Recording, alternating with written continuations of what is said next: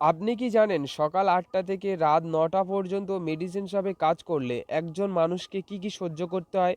আজকের পুরোটা দেখাবো তোমাদের ফিল্টার ছাড়া। হ্যালো সবাইকে, আমি ইস্তাক, আমি মেডিসিন শপেই কাজ করি। আজকের ভিডিওতে দেখাবো সকাল ৮টা থেকে রাত ৯টা পর্যন্ত আমার পুরো ওয়ার্কিং লাইফ। চলুন শুরু করি।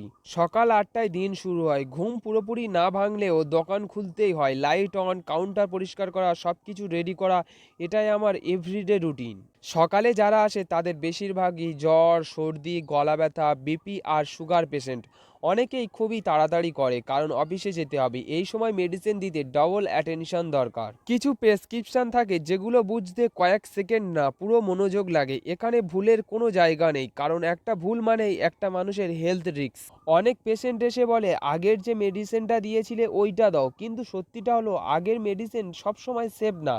এই জায়গায় বোঝানোটাই আমাদের সবচেয়ে বড় চ্যালেঞ্জ হয়ে থাকে। দুপুরে দোকানে একটু ফাঁকা থাকে, এই সময় শরীর বলে একটু রেস্ট দরকার, কিন্তু ডিউটি বলে অ্যালার্ট থাকো, কারণ এমার্জেন্সি পেশেন্ট যে কোনো সময় আসতে পারে। সন্ধ্যা 6টার পর আসল রাশ শুরু হয়। অফিস ফেরত মানুষ সবাই একসাথে আসে। এই সময় শরীর পুরো ক্লান্ত, পা ব্যথা, মাথা ভারী, কিন্তু তবু হাসি মুখে কথা বলতে হয়, কারণ সামনে যে মানুষটা দাঁড়িয়ে আছে সে একজন পেশেন্ট। 13 ঘন্টা মতো দাঁড়িয়ে কাজ করার পর শরীর একদম শেষ, কিন্তু মনটা বলে আজ দায়িত্বটা ঠিকঠাক পালন করেছি। এই ছিল আমার সকাল ৮টা থেকে রাত ৯টা পর্যন্ত মেডিসিন সব লাইভ। যদি এই ভিডিওটি ভালো লাগে লাইক করো, কমেন্ট করো আর সাবস্ক্রাইব করো এই চ্যানেলকে, কারণ সামনে আসছে আরও রিয়েল ফার্মাসি স্টোরিজ।